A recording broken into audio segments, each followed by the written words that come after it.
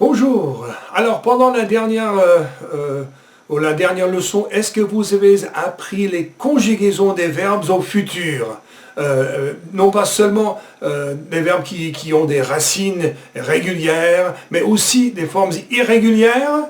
Bon, on va voir, hein, on va voir. Je vais prendre un verbe standard, normal, tel que laver. Hein. Au futur, laver. Comment est-ce que vous dites un jour, je avec laver? Je... Dites. Oui, je laverai, d'accord? La lettre R de laver, l'infinitif, devient prononcée parce que c'est suivi par des voyelles qui font prononcer la lettre R, donc laverai. Je laverai, très bien. Nous, avec laver, nous, qu'est-ce que c'est? Nous laverons. Il ou elle, pluriel, il. Aussi laveront. Vous savez, nous laverons et ils laveront s'écrivent de façon différente. Mais ça, ce n'est pas pour tout de suite, ce n'est pas pour moi actuellement. Donc, tu, avec laver, tu. Très bien, tu laveras. Il est là. Non, oui, il est là. Il lavera, très bien. Vous laverez, c'est bien. Je vais changer de verbe. Je choisis un verbe tel que partir. Partir, d'accord? C'est un verbe qui se termine en IR, ir. Alors, nous, avec partir. Oui, nous partirons. Donc, nous laverons, nous partirons. Que ce soit un verbe qui se termine en ER ou en IR, ça ne change rien, strictement rien. Donc, tout ce qu'on fait, on répète l'infinitif en entier, donc partir ou bien laver, et puis on rajoute et pour je, a pour tu, a pour il ou elle, on pour nous, et pour vous ou bien pour vous, et puis on pour il ou bien pour elle. Donc encore, le verbe partir, tu. Tu partiras, je. Voilà, je partirai, vous. Aussi, vous partirez, nous. Nous partirons, c'est bien, il pluriel, il. Ils partiront. Très bien, d'accord, c'est bien, vous connaissez les terminaisons de ces verbes au futur, bravo. Alors, est-ce que vous connaissez aussi les formes irrégulières, les racines irrégulières? Bon, on va voir. Je vais prendre les plus courants. Et cette fois-ci, nous allons utiliser je comme sujet, et je ne vais pas changer le sujet. Je ne vais pas changer le sujet. Je ne suis pas ch'ti là pour l'instant. Donc, je vais dire, tel que par exemple, je avec être. Avec être. Je, qu'est-ce que c'est?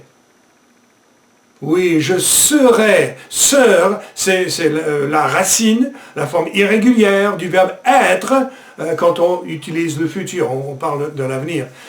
Donc, je serai. Très bien. Avoir avec je au futur. Oui, j'aurai, très bien. Allez! Oui, j'irai. Et puis, faire.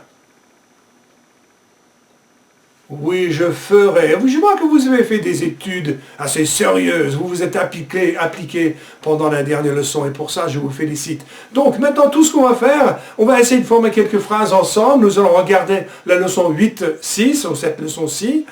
Et donc, vous voyez, numéro 1, ça c'est le symbole qui représente le futur. Vous voyez, ce point-là, c'est le moment actuel.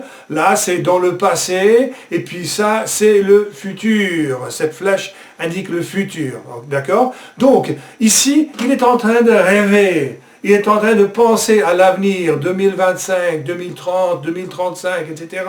Et donc, cette image correspond à un jour. Un jour, d'accord? Donc, quelle est cette phrase? Dites-moi la phrase en entier.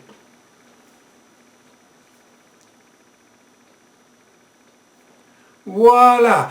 Un jour, j'habiterai. Habiter plus et. J'habiterai à Paris. Un jour, j'habiterai à Paris. J'ai dit habiterai à Paris, ça c'est incorrect. Il n'y avait pas de liaison. Un jour, j'habiterai à Paris. Voilà. Donc, qu'est-ce que je peux vous dire là-dessus? Rien. Donc, on continue. Donc là, cette image-là correspond à après. Vous comprenez? Avant et après. Donc ce symbole-là, c'est après, parce qu'on parle d'une heure plus tard, d'une heure, en fait, dans le futur. Donc, après l'université. Donc, à vous, formez la phrase en entier. Dites-moi la phrase entière. Allez. Voilà. Après l'université, c'est le verbe avoir, n'est-ce pas? Parce que l'expression, c'est avoir besoin de. Oui, il aura, c'est ça. Il aura besoin de l'argent. Il aura besoin de l'argent. Ensuite, numéro 3. Dites ces phrases. Oui, encore, c'est après. Vous reconnaissez ce que c'est? C'est un examen. Vous avez déjà passé des examens dans votre vie? Ça, c'est un examen. Oui, c'est le verbe être. Donc, encore un verbe irrégulier. Après l'examen, je serai, tu seras, elle sera heureuse. Elle sera heureuse, elle sera contente quand l'examen sera terminé. Et nous, on serait... Qu'est-ce que c'est que cette folie, hein? J'ai commencé à vous parler en anglais. Incroyable. Notez, je vous prie, que j'ai dit quand elle aura fini l'examen ou quelque chose comme ça, quand elle sera heureuse. Après quand, rappelez-vous qu'on utilise après quand, on utilise le futur aussi, d'accord? Ok. Donc là, dites la phrase ici. On parle de jouer au tennis. Ça c'est avec, n'est-ce pas? Oui. Un jour, tu joueras au tennis avec moi. Mais pas encore, parce que tu n'es pas encore assez fort, tu n'y es pas prêt. Numéro 5, ok? Là, ça constitue une année, donc là, 10 ans, et quand on parle de l'avenir, on dit dans 10 ans. Ok, allez-y, formez la phrase.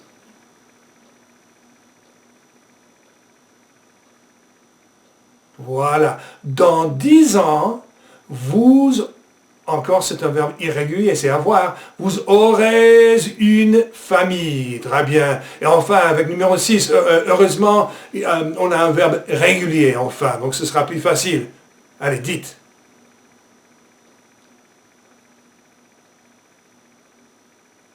Voilà. Dans 3 ans, je chercherai un appartement. D'accord. Ensuite, numéro 7. Encore un verbe régulier, heureusement. Voilà. Un jour, vous écrirez un examen. Très bien. Numéro 8, on va faire encore 3 phrases. Ça, c'est l'été. L'été. Juin, juillet, août, peut-être un peu de septembre. Ok. Ça c'est le verbe savoir, n'est-ce pas? Et savoir est irrégulier au futur. Donc, oui, après l'été, tu sors. Sors, c'est la racine qu'on utilise pour le futur. Donc, tu sauras nager. Après l'été, tu sauras nager. Tu ne sais pas encore nager, mais quand tu auras eu l'occasion de nager pas mal cet été, tu sauras nager après cet été. Ensuite, là. Oui. Ça, c'est une bonne phrase, mais c'est une impossibilité, au moins pour moi.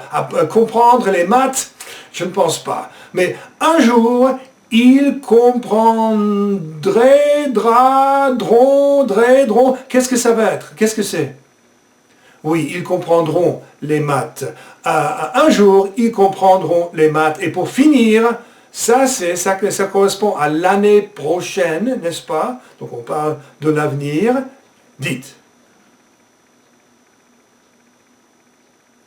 L'année prochaine, vous achèterez, n'est-ce pas? Vous achèterez une maison. Ah, c'est bien, c'est pas mal. Vous commencez au moins à bien connaître les conjugaisons des verbes au futur, donc bravo. Alors je vous prie maintenant de faire le restant des exercices dans cette leçon et nous nous reverrons certainement bientôt. Au revoir.